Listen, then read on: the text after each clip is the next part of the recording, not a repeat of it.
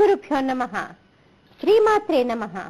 విశుక్రుడు అమ్మవారి సేనలన్నిటిపైన కూడా విఘ్నకారక యంత్రాన్ని ప్రయోగించటం గురించి మనం తెలుసుకున్నాము. నిజానికి ఈ విఘ్నకారక యంత్రాలు ఒక వారిపైనే కాదండి, మనందరి మీద కూడా చాలా ప్రభావాన్ని చూపిస్తూ ఉంటాయి. అవి ఏమేంటని చెప్పారు మనకి? అలస, కృపణ, దీన, నిద్ర, ప్రమీలిత, దుంద్ర, కృపణ, నిరహంకార, ఇవన్నీ కూడా ఏంటి? విఘ్నకారక యంత్రాలు. ఎప్పుడు కూడా బద్ధకంగా ఉండటం, నిద్రపోతూ ఉండటం, కునికిపాట్లు పడుతూ ఉండడం, మన మీద మనకి సమర్థత లేకపోవటం, ఎప్పుడూ కూడా ఏదో పోగొట్టుకున్నట్టుగా దీనంగా ఉండటము, ఇవన్నీ కూడా విఘ్నానికి కారణాలుగా చెప్తూ ఉంటారు. మరి అలాంటివన్నీ కూడా ఒకే దానిలోనికి ఆవాహన చేసి ఆ విఘ్నకారక యంత్రాన్ని ఈ శక్తిసేనల ఉన్నటువంటి ప్రదేశంలో తెచ్చి పడేయటానికి విశుక్రుడు ప్రయత్నం చేశాడు. మరి ఇలా విశుక్రుడు ప్రయత్నం చేసినప్పుడు మరి ఈ విఘ్నకారక యంత్రాలు వెయ్యాలంటే మనం మొన్న చెప్పుకున్నాము, వారాహీదేవి ఏం చేసింది? తన యొక్క చెలికత్తెలతోటి అక్కడ ఉన్నటువంటి దేవతలందరితోటి కూడా ఆవిడ ఏం చేసింది? మొత్తం కూడా ఒక ప్రాకారాన్ని నిర్మించింది. జ్వాలామాలిని కాక్షిప్త వహ్ని ప్రాకార మధ్యగా అన్నట్లుగా జ్వాలామాలిని అనేటటువంటి దేవతతోటి మొత్తం కూడా ఒక ప్రాకారాన్ని నిర్మించింది. కాబట్టి ఈ విశుక్రుడు ఈ విఘ్నకారక యంత్రాన్నంతా కూడా ఆ యొక్క శక్తిసేన మీద ప్రయోగిద్దామంటే ఆ ప్రాకారాన్ని దాటి లోనికి రాలేకపోయాడు. లోనికి రాలేక ఏం చేశాడు? అక్కడ ఉన్నటువంటి ప్రదేశం నుంచి ఆ విఘ్నకారక యంత్రాన్ని ఆ యొక్క శక్తిసేనల మీదకి వదిలేశాడు. వదిలేసి అక్కడే ఆయన కూర్చొని ఉండి చూడడం మొదలు పెట్టాడు. మరి అప్పటి వరకు శక్తిసేనలంతా కూడా ఎంతో ఉత్సాహంగా యుద్ధం చేశారు. మా లలితమ్మకి మేము సహాయపడుతున్నాము, దేవతలందరూ కూడా మేము చేసినటువంటి యుద్ధంతో సంతోషిస్తారు అని ప్రతి ఒక్కరూ కూడా అనుకుంటున్నటువంటి తరుణంలో ఎప్పుడైతే ఈ శక్తిసేనల పైన ఈ విఘ్నకారక యంత్రాన్ని ప్రయోగించాడో విషంగుడు విశుక్రుడు కలిసి ఒక పెద్ద వ్యూహాన్ని పన్నారు. పన్ని ఏం చేశారు? వారే వీరిపైకి దండెత్తికొని వచ్చారు. అనేక రకాలైనటువంటి ఎన్నో క్షౌహిణుల సైన్యంతో వీరందరూ కూడా, ఈ రాక్షసులందరూ కూడా శక్తిసేనలపైకి దండెత్తి వచ్చారు. వారు యొక్క పరాక్రమాన్ని చూసి, వారు అంత ఉత్సాహంగా రావటాన్ని చూసినటువంటి దేవతలు, అలాగే మంత్రిని అయినటువంటి శ్యామలాదేవి, అలాగే వారాహీదేవి కూడా ఏమన్నారుకున్నారు? అమ్మో, వీళ్ళేంటి ఇంత అత్యుత్సాహంతో వీళ్ళు ఇలా దండెత్తడానికి వస్తున్నారు అని శక్తిసేనలందరి దగ్గరికి వచ్చి, అయ్యో ఏంటి మీరు ఇలా నిర్వీర్యంగా ఉన్నారు, మీరు వచ్చి యుద్ధం చెయ్యాలి కదా అని చెప్పగానే అప్పటి వరకు శక్తిసేనలు ఎంతో ఉత్సాహంగా ఉన్నటువంటి వారు ఎంతో బద్ధకంగా, మేము ఇప్పుడు యుద్ధం చేయలేములే అన్నట్టుగా నిరాసక్తంగా మాట్లాడారు. అదేమిటి వీళ్ళందరూ కూడా ఇలా అయిపోయారు అని ఆలోచిస్తూ, మనం ఆ లలిత అమ్మవారి కోసం మనం యుద్ధం చెయ్యాలి, దేవతలందరి కోసము కూడా మనం యుద్ధం చెయ్యాలి, ఆ భండాసురుణ్ణి, ఆ రాక్షస సైన్యాన్ని వధించటం కోసం మనం యుద్ధం చెయ్యాలి కనుక పదండి అంటే, కాదు మేము యుద్ధం చేసినందువల్ల ఏముంది చెప్పు లాభం, మాకు మమ్మల్ని ఎవరన్నా మెచ్చుకుంటారా ఏమన్నానా? మహా అంటే ఆ లలితా త్రిపుర సుందరి ఒక్కసారి మమ్మల్ని చూసి ఒక చిరునవ్వు నవ్వుతుందేమో, అంతకు తప్పితే మాకంటూ వచ్చేటటువంటి ప్రశంస ఏమన్నా ఉందా? ప్రశంసలన్నీ కూడా ఎవరికి వస్తాయి? ప్రశంసలన్నీ కూడా మనకి లలిత అమ్మవారికే వస్తాయి. మనం నిజానికి అంత యుద్ధం చేసి, అంత కష్టపడి అంత యుద్ధం చేసినప్పటికీ కూడా మనకేమన్నా ఉంటుందా? మనకేమన్నా దేవతల దగ్గర నుంచి మెచ్చుకునేటటువంటి అవకాశం ఉందా? అలాంటిదేమీ ఉండదే. ప్రశంసలన్నీ కూడా లలితమ్మకే వెళ్ళిపోతాయి. అలాంటప్పుడు మనం యుద్ధం చేయటం ఎందుకు? హాయిగా కూర్చొని ఉందాము, హాయిగా నిద్ర వస్తూ ఉంది, ఇలా కునికిపాట్లు పడుతూ ఉన్నాము అని ఆ శక్తిసేన అన్ని కూడా అలా మాట్లాడేసరికి ఒక్కసారి వారాహీదేవికి మరియు శ్యామలాదేవికి అర్థం కాలేదు. అదేమిటి ఇలా మారిపోయారు, శక్తిసేనలంతా కూడా ఇలా ఎలా తయారయ్యాయి అని ఆలోచిస్తూ ఉన్నారు. నిజానికి చూడండి, మనము ఏ మంచి పని చేద్దామనుకున్నా కూడా మనకి ఆటంకంగా ఉండేది నిద్ర, కునికిపాట్లు, బద్ధకమే. నిజానికి మనము చక్కగా దేవీ నవరాత్రులు చేసుకున్నాము. అలాగే ఇప్పుడు నడుస్తున్నటువంటిది కార్తీక మాసము. ఈ 2 మాసాలు కూడా మనలో ఉన్నటువంటి జీవుడు ఉద్ధరింపబడడానికి ఎంతో ముఖ్యమైనటువంటి రోజులు. మరి అలాంటప్పుడు మనం తెల్లవారుజామునే నిద్రలేచి సూర్యోదయానికి పూర్వమే, అంటే సూర్యోదయానికి పూర్వము 88 నిమిషాల ముందున్నటువంటి కాలాన్ని మనం బ్రాహ్మీ ముహూర్తంగా చెప్తూ ఉంటాము. మరి అలాంటి సమయంలో మనం నిద్రలేచి స్నానాదులు చేసి పూజాది కార్యక్రమాలు ముగించాలంటే మనకి అయ్యేటటువంటి పనినా? అలా కాకుండా చేస్తోంది కూడా ఎవరు? మన మనసే. ఏమనిపిస్తుంది మనకి? అబ్బా, వాతావరణం చాలా చల్లగా ఉంది, హాయిగా రగ్గు కప్పుకొని పడుకున్నాము, రజాయి కప్పుకొని అని మన మనసు మనకి హితబోధ చేస్తుంది. వెంటనే ఏంటి, తొందరగా మనసు కూడా చూడండి, ఏదైనా మంచి పని అనగానే తొందరగా దూకుడుగా వెళ్ళదు. కాదు, నేను ఎట్టి పరిస్థితుల్లో ఈ కార్తీక మాసాన్ని నేను సద్వినియోగపరుచుకుంటాను, అమ్మవారి దేవీ నవరాత్రుల్ని నేను సద్వినియోగపరుచుకుంటాను అంటూ మనము ఉత్సాహంగా లేచేటటువంటి సందర్భాలు కానా కొద్ది మందిలోనే మనకి కనిపిస్తాయి. కానీ చాలా మటుకు మనం చూసేదేంటి, అబ్బా చల్లగా ఉంది కదా, ఇంత పొద్దున్నే లేచి పూజ చేసే బదులు హాయిగా కాసేపు ఉన్నాక లేవచ్చు కదా, ఎప్పుడు పడుకుంటాం, ఈ వయసులో కాక ఇంకా పడుకునే అవకాశం ఎప్పుడుంది, ముసలివారం అయిపోతున్నా కొద్దీ నిద్ర కూడా సరిగ్గా పట్టదు అంటూ మనం ఏం చేస్తాము, హాయిగా రజాయి కప్పుకొని పడుకునే ఉంటాము. అంటే ఈ అలసత్వము, ఈ దీనత్వము, ఈ బద్ధకము, నిద్ర, కునికిపాట్లు ఇవన్నీ కూడా ఏంటి, మన అభ్యున్నతికి, మనలో ఉన్నటువంటి జీవుడి యొక్క అభ్యున్నతికి కూడా ఇవి ఆటంకాలు. ఈ విషయాన్ని గ్రహించి మనకి శాస్త్రం ఏం చెప్పినా, పురాణాలు ఏది చెప్పినా అది పురాణం వరకే పరిమితం అన్నటువంటి ధోరణిలో మనము దాన్ని ఆలోచించకూడదు. దాన్ని మనము మన జీవితానికి కూడా అన్వయించుకోవాలి.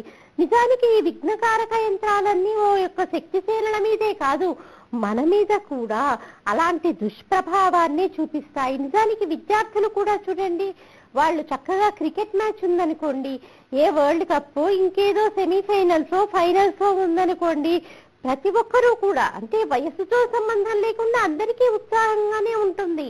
కానీ విద్యార్థులకి పరీక్షా సమయంలో మరి ఆట ముఖ్యమా చదువు ముఖ్యమా అంటే వారికి మనకేమనిపిస్తుంది, ఆట కంటే కూడా చదివే ముఖ్యమని మనం చెప్తాం. కానీ ఆ వయసులో మనము ఉన్నప్పుడు కూడా మనం చేసిన పనేంటి, చదువు కంటే కూడా ఆటే ముఖ్యం అనుకుంటాం. ఆటనైతే కంటి రెప్ప వాల్చకుండా వాళ్ళు 6 కొడుతున్నారా, లేకపోతే బౌండరీ దాటుతోందా, లేకపోతే ఏదన్నా క్యాచ్ అవుట్ ఇస్తున్నాడా అన్నది ఎంతో శ్రద్ధగా గమనిస్తుంటాం. అంటే కను రెప్ప వేయకుండా చూస్తాము. అదే పుస్తకం పట్టుకోగానే చూడండి, మనకి తెలియకుండానే మన కనురెప్పలు వాడిపోతూ ఉంటాయి, ఆ కునికిపాట్లు అనేవి వస్తూ ఉంటాయి. అదే ఆ కునికిపాట్లు లేకుండా కనుక ఎవరైతే పరిశ్రమించి చక్కగా చదువుకుంటారో వారు ఉన్నత శిఖరాలను అధిరోహించగలుగుతారు. అదే ఈ కునికిపాట్లు పడుతూ చదవక ఉన్నటువంటి విద్యార్థులు మామూలు ఉద్యోగస్తులుగా మారిపోయి ఈ జీవితం అనేటటువంటి సమరంలో ఎప్పుడూ కూడా చదరంగం ఆడుతూనే ఉంటారండి. అంటే ఈ జీవితమే మనకి సంసారాన్ని మహాసాగరంగా పోల్చారు.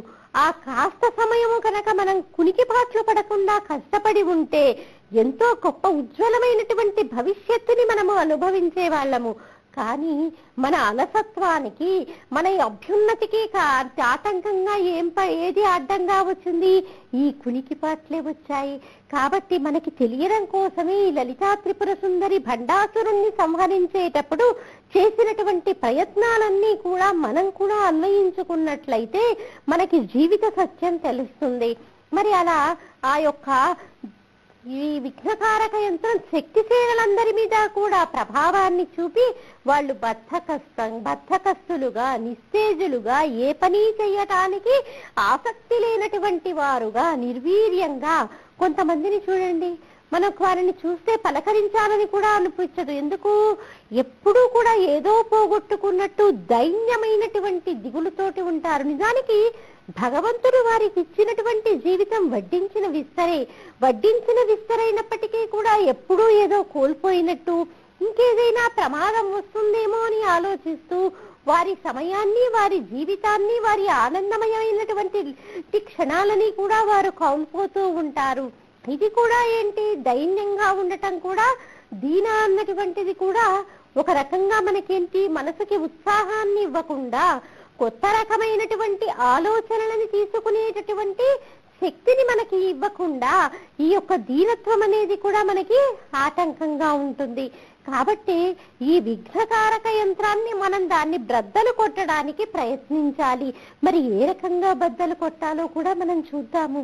మరి ఈ రకంగా విఘ్నకారక యంత్రం ప్రభావాన్ని చూపి శక్తిసేనులేవి కూడా యుద్ధానికి రాకపోయేసరికి మరి శ్యామలాదేవి, వారాహీదేవి కూడా ఈ విఘ్నకారక యంత్రాన్ని కనిపెట్టలేకపోయారు. కనిపెట్టలేక అరే ఏమైందబ్బా, ఇప్పటి వరకు కూడా చక్కగానే ఉన్నారు కదా, ఎంతో ఉత్సాహంగా యుద్ధం చేశారు కదా, అమ్మవారికే చెందుతుంది ఈ శక్తి అంతా కూడా, మాకు అమ్మవారు ప్రసాదించింది అటువంటిదే అన్నటువంటి భావనతో యుద్ధం చేశారు కదా, ఇప్పుడు వీళ్ళకి ఏమైంది, ఇలా ఎందుకు ఆలోచిస్తున్నారు అని వాళ్ళు వారాహి, శ్యామల కూడా ఒక్కసారి ఆలోచించి లలితా త్రిపుర సుందరి దేవి దగ్గరికి వెళ్ళారు. నిజానికి చూడండి, అహంకారం ఎప్పుడైతే మనకి ఈ విఘ్నకారక యంత్రాలు ఎక్కువగా మన మీద ప్రభావాన్ని చూపుతాయో అనుకోకుండా మనలో నుంచి అహంకారం అనేది పెళ్ళుబుకుతుంది. ఎందుకు, ప్రతి ఒక్కరూ ఏమంటూ ఉంటారు, వీళ్ళు ఏమీ చేయలేరులే, ఎప్పుడూ ఇలాగే ఉంటాడు అని అనేసరికి మనలో కూడా ఒక అహంకారం అనేది పెళ్ళుబుకుతుంది.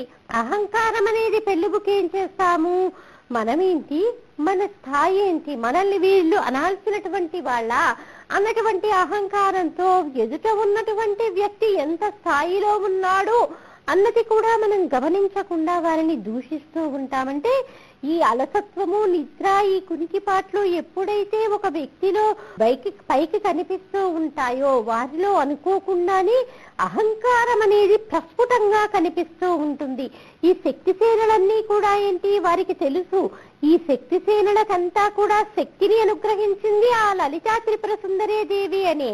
కానీ ఎప్పుడైతే ఈ విఘ్నకారక యంత్రం పనిచేయటం మొదలు పెట్టగానే వారిలో వచ్చినటువంటి అహంకారం ఏంటి, మేము యుద్ధం చేస్తే ఈ లలిత అమ్మవారు పౌరు కీర్తిని పొందటం ఏంటి, మేమెందుకు ఆమె కోసం యుద్ధం చెయ్యాలి అన్నటువంటి ఆలోచన వారిలో కలిగింది. అంటే ఒక రకంగా అహంకారం అనేది పెళ్ళిబుకింది.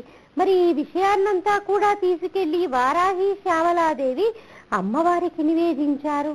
అమ్మవారు కూడాట ఒక్క క్షణం ఆలోచించిందిట. ఒక్క క్షణం ఆలోచిస్తే ఆ తల్లికి కూడా ఏది కూడా ఆలోచనకి రాలేదు. ఇలా ఎప్పుడైతే అమ్మవారికి కూడా ఎటువంటి ఆలోచన రాలేదో వెంటనే అక్కడ కామేశ్వరుడు ప్రత్యక్షమయ్యాడు. మనం మొదట్లో చెప్పుకున్నాం కదా, కామేశ్వరుడుగా వీరిద్దరికీ కూడా వివాహం జరిగిందని. కానీ ఇప్పటి వరకు కూడా కామేశ్వరుడి యొక్క ప్రసక్తి లేదు. మనం ఇంతసేపు యుద్ధాన్ని చూసాము, ఎంతో మంది రాక్షసుల్ని వధించటం చూసాము, కానీ ఎక్కడా కూడా మనకి ఈ కామేశ్వరుడి యొక్క ప్రస్తావన లేదు. కానీ ఎప్పుడైతే ఈ శ్యామలావారాహి దేవతలు ఈ అమ్మవారికి ఈ సంగతిని చెప్పి శక్తిసేనలు యుద్ధం చేయటానికి ముందుకు రావటం లేదు అని చెప్పగానే అమ్మవారు వారిని ముందుకు యుద్ధానికి వెళ్ళమని చెప్పి ఆ తల్లి ఎప్పుడైతే ఆలోచనలో పడిందో వెంటనే ఆ యొక్క కామేశ్వరుడు ప్రత్యక్షమయ్యాడు. అమ్మవారు ఎప్పుడూ కూడా ఆయన్ని విడినాడి ఉండదు. ఎప్పుడూ కూడా వారు ఇద్దరిగా కనిపించినప్పటికీ కూడా అర్ధనారీశ్వర తత్వం వారిలో దాగుకొని ఉంటుంది. అంటే ఇప్పుడు ఒక సమస్య వచ్చింది, ఈ సమస్యకి పరిష్కారాన్ని ఆలోచించాలి. మరి ఆ తల్లి మహాపతివ్రత కదా, ఆ పరమశివుడి యొక్క అనుజ్ఞ తీసుకొని ఎప్పుడూ కూడా ఆ తల్లి అనుపగామిని అయి ఎప్పుడూ కూడా ఆ తండ్రిని అనుసరిస్తూ ఉంటుంది. అలా ఈ సమస్య రాగానే ఏం చేద్దామబ్బా అని ఆలోచించగానే అక్కడ భర్తమైనటువంటి కామేశ్వరుడు ప్రత్యక్షమయ్యాడు. భర్త కనిపించగానే నిజానికి ఎంత వయసు వచ్చినప్పటికీ, అంటే ఇప్పుడు ఉన్నటువంటి అమ్మాయిల గురించి ప్రస్తుతం మనం మాట్లాడటం కాదు కానివ్వండి, ఎంత వయసు వచ్చినా వివాహమై ఎన్ని సంవత్సరాలైనా కూడా భర్త ఆఫీస్ నుంచి, కార్యాలయం నుంచి ఇంటికి రాగానే ప్రతిరోజు చూసేటటువంటి ముఖమే భర్తది. అయినప్పటికీ కూడా భార్య ఏం చేస్తుంది, చిరునవ్వుతో భర్తకి ఎదురుగా వెళ్తుంది. భర్త ఏదైనా కుంటె మాట అన్నా లేకపోతే చూపులతోటే పలకరించినప్పటికీ కూడా ఆ భార్య పెదవుల పైన కుంటె నవ్వు దోబూచులాడుతుంది. అది సిగ్గుతో కుంటెతనంతో కూడుకున్నటువంటి నవ్వు. అది ఎవరు కనిపెట్టగలరు, అది ఎవరు గ్రహించగలరు? ఆ భార్యాభర్తలు ఇరువురే గ్రహించగలుగుతారు.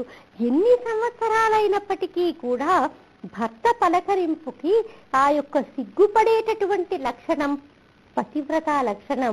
అమ్మవారు కూడా భర్త కనిపించగానే ఆ తల్లి యొక్క పెదవుల పైన చిరునవ్వు తొణికిసలాడిందిట. అసలే ఎప్పుడు ఆ తల్లి మహాపతివ్రత కాబట్టి భోజనానంతరం తాంబూల చర్వణం చేస్తుంది. ఎందుకు మనం చాలా సందర్భాల్లో చెప్పుకున్నాము. సువాసిని యొక్క లక్షణం ఏంటి? భోజనం అయిపోగానే ఏం చెయ్యాలి? చక్కగా తాంబూలం వేసుకోవాలి. తాంబూలం వేసుకుని ఆ యొక్క పెదవులు ఎర్రబడినటువంటి దాన్ని చూసుకొని మురిసిపోవాలి. ఆ మురిపం ఎవరికి చెందుతుంది? భర్తకే సొంతమది. కాబట్టి సువాసిని యొక్క ప్రథమ లక్షణం కాబట్టి ఆ తల్లే ప్రథమ సువాసిని కాబట్టి ఆ తల్లి కూడా నిత్యము తాంబూల చర్వణం చేసి ఉంటుంది. అసలే దొండపండు లాంటి పెదవులు. ఆ పెదవులు మరి ఆ తాంబూల చర్వణం చేసేసరికి మరీ ఎర్రబడ్డటువంటి ఆ పెదవులు. అలాగే భర్తని చూసినటువంటి ఆనందంలో ఆ పెదవులపై వెళ్ళి విరిసినటువంటి ఆ చిరునవ్వు. నిజానికి పెద్దవాడ కనకదుర్గని చూసిన అమ్మవారి మూర్తిని చూసినప్పటికీ కూడా ఆ పెదవులపై ఉన్నటువంటి చిరునవ్వుని చూస్తేనే మన జీవితం ధన్యమనికి వస్తుంది. అమ్మా, నీ చిరునవ్వులో నా జీవితం అలా వెళ్ళిపోతే చాలమ్మా అన్నటువంటి భావన ప్రతి హృదయానికి కలుగుతుంది. మరి ఎప్పుడైతే అమ్మవారు భర్తని చూసి నవ్విందో మరి ఆయన కూడా ఏం చేశాడు? ఏదోలే పిచ్చిది నవ్వింది ఆయన వదిలివేయలేదు. వెంటనే ఆయన కూడా చిరునవ్వు నవ్వాట. మరి ఆ నవ్వుకి ఏంటి? మళ్ళీ అమ్మవారు కూడా ప్రతిస్పందన. ఆయన నవ్వితే నవ్వాడులే, నాదేం పోయింది, మాకు ఇలాంటివన్నీ అలవాట్లు లేవు, ఈ నవ్వులతో ఆట మాకు తెలియదు అని అమ్మవారు ఊరుకోలేదు. వెంటనే ఆ తల్లి కూడా భర్త యొక్క చిరునవ్వుకి ప్రతిస్పందనగా ఇంకొకసారి నవ్విందిట. మరి ఈ ఇద్దరి కలయికలో ఒక తేజో రూపం బయటికి వచ్చింది. అది ప్రణవం, అంటే ఓంకారము. ఆ ఓంకారంలో నుంచి ఒక మూర్తి బయటికి వస్తూ ఉన్నాడు. ఆ వస్తున్నటువంటి మూర్తిని చూస్తూ మనందరం కూడా శ్రద్ధగా మూర్తికి నమస్కరించుకుందాం. ఎందుకు? ఇప్పుడు అక్కడ ఉన్నటువంటి శక్తి సేనలన్నిటి యొక్క విఘ్నాలని తొలగించుకోవడానికి వస్తున్నటువంటి మహానుభావుడు ఆ మూర్తి. కాబట్టి మనం కూడా మూర్తిని ఒక్కసారి తలుచుకుని ఉద్భవిస్తున్నటువంటి మూర్తిని మనం ఊహించుకొని కనుక ఒక్కసారి నమస్కరిస్తే మనకి కూడా ఆటంకంగా ఉన్నటువంటి విఘ్నకారకాలన్నీ కూడా తొలగిపోయి మన కార్యక్రమాలన్నీ కూడా చాలా సక్రమంగా ముందుకు వెళతాయి. మరి ఆ యొక్క మూర్తిని చూస్తూ, అంటే ఇద్దరి నవ్వుల యొక్క కలయికతో ఏర్పడుతున్నటువంటి ఆ రూపము, ఆ రూపాన్ని చూస్తూ మనందరం కూడా చిరునవ్వులు చిందిస్తూ ఆ మూర్తికి నమస్కారం చేస్తాము. ఆ మూర్తి, ఆ ప్రణవము రాను రాను రాను రాను ఏ రూపాన్ని పొందింది? ఆ రూపము వినాయకుడి యొక్క రూపము. ఆ వినాయకుడి యొక్క రూపాన్ని చూసినటువంటి దేవతలందరూ కూడా ఒక్కసారి హర్షధ్వానాలు చేశారు. మనం కూడా మూర్తినికి చూసి ఒక్కసారి నమస్కరించుకుందాము. ఆ మూర్తి గజాననుడై 10 చేతులతో 10 ఆయుధాలు పట్టుకొని ఆయన సిద్ధమయ్యాడు. అందుకే మనకి లలితా సహస్రనామంలో కూడా కామేశ్వర ముఖాలోక కల్పిత శ్రీ గణేశ్వర, ఇక్కడ అయ్యవారి నవ్వు అమ్మవారి యొక్క నవ్వు మిళితమైనటువంటి రూపం కాబట్టే కామేశ్వర ముఖాలోక కల్పిత శ్రీ గణేశ్వర. ఇద్దరి చిరునవ్వులలో నుంచి ఏర్పడినటువంటి ఆ యొక్క ప్రణవానికి, ఆ యొక్క గజాననుడికి మనము ఒక్కసారి నమస్కరిద్దాము. అలా నమస్కరించి మనకి ఆటంకంగా ఉన్నటువంటి ఈ విఘ్నకారకాలన్నింటినీ కూడా తొలగించుకొని విజయ పదం వైపు మనందరం కూడా ముందుకు వెళదాము. నిజానికి గజాననుడంటే ఏంటండి? గజాననుడంటే శరీరమంతా కూడా మనుష్య రూపంలో ఉండి తల ఒక్కటి కూడా ఏనుగు రూపంలో ఉంటే ఆయన్ని మనం గజాననుడు అంటాము. మరి ఈ గజాననుడు అనగానే మనము ఇంకొక పద్ధతిలో కూడా ఆలోచించాలి. గజాననుడు మీరు ఇలా ఉద్భవించాడని చెప్తారేంటండి? మనకి వినాయకుడి యొక్క కల్పంలో, వ్రత కల్పంలో చెప్పేటప్పుడు వినాయకుడి యొక్క ఆవిర్భావం ఇంకొక రకంగా ఉంది కదా. పార్వతీదేవి నలుగు పిండి తీసి అది ఒక మూర్తిని చేస్తే ఆయన మూర్తి ఏర్పడిందని మనకి ఒక రకంగా కథ ఉంది కదా. మీరు ఇలాగున చెప్పారేంటి అన్నటువంటి సందేహం కలగవచ్చు. నిజానికి విఘ్నేశ్వరుడి ఆ యొక్క ఆవిర్భావము ఒక్కసారి జరిగింది కాదు. మనకి వినాయకుడికి సంబంధించినటువంటి పురాణంలో, వినాయక పురాణంలో అనేక సందర్భాలలో ఈ వినాయకుడు ఏ రకంగా ఆవిర్భవించాడో చెప్పబడింది. ఎప్పుడెప్పుడు దేవతలకి విఘ్నాలు ఏర్పడినప్పటికీ కూడా ఒక్కసారి వారు స్మరించుకోగానే ఆ వినాయకుడు ఆవిర్భవించాడు. నిజానికి బ్రహ్మగారు మొదట సృష్టి చెయ్యాలి అనుకున్నప్పుడు ఆయనకి కూడా విఘ్నం ఎదురైంది. ఎవరికైనా కానీ ఏదైనా ఒక మంచి పని చెయ్యాలి అంటే తప్పకుండా ఏదో ఒక ఆటంకము ఏర్పడుతూనే ఉంటుంది. మరి ఆ యొక్క ఏర్పడినటువంటి ఆటంకాలని మనం తోసుకుంటూ ముందుకు వెళ్ళడమే సాధకుడి యొక్క ముఖ్యమైనటువంటి పని. మరి ఆ యొక్క బ్రహ్మగారికి కూడా తాను సృష్టి చెయ్యాలి అనుకున్నప్పుడు ఏర్పడినటువంటి ఆ విఘ్నాన్ని తొలగించుకోవాలి అనుకున్నాడు. అనుకోని వెంటనే కనులు మూసుకొని ప్రణవాన్ని ధ్యానించాడు. ఓంకారాన్ని ఆయన పఠించాడు. అలా ఓంకారాన్ని పఠించగానే ఆ ఓంకారమే ఒక రూపాన్ని దాల్చి ఆయనకి ఎదురుగా వచ్చింది. ఎదురుగా వచ్చినటువంటి ఆ రూపమే వక్రతుండ గణపతి రూపం. అంటే అసలు సృష్టికి మొదలే ఏర్పడినటువంటి విఘ్నాన్ని తొలగించడానికి ఏర్పడినటువంటి రూపము ఆ వక్రతుండ రూపము. మరి ఇప్పుడు ఈ అమ్మవారి చిరునవ్వు, అయ్యవారి చిరునవ్వులో నుంచి ఏర్పడినటువంటి రూపము వల్లభ గణపతి రూపము, లక్ష్మీ గణపతి రూపము, మహాగణపతి రూపము. ఈ వల్లభ గణపతి 10 చేతులలో 10 ఆయుధాలు పెట్టుకొని ఉన్నాడు. 10 ఆయుధాలు పెట్టుకొని మనల్నందరినీ కూడా అనుగ్రహించటానికి ఆయన సిద్ధంగా ఉన్నాడు. మనం చెయ్యాల్సిందల్లా ఏంటి? ఆయన ముందు నుంచొని ఒక్కసారి 3 గుంజీళ్లు తీయటం, లేకపోతే మన చేతికి ఉన్నటువంటి మెటికలని మన నుదటికి కనుక 3 సార్లు ఇలా కొట్టుకొని 2 చేతులతోటి ఆయనకి నమస్కరిస్తే చాలు, ఆయన ప్రీతి చెందిపోతాడు. కాబట్టి ఆ యొక్క వల్లభ గణపతి, లక్ష్మీ గణపతి, మహాగణపతిని ఒక్కసారి మనం ప్రార్థన చేద్దాము. వెంటనే ఆ ఏర్పడినటువంటి రూపానికి తెలిసిపోయింది ఎక్కడ ఏది ఉందో.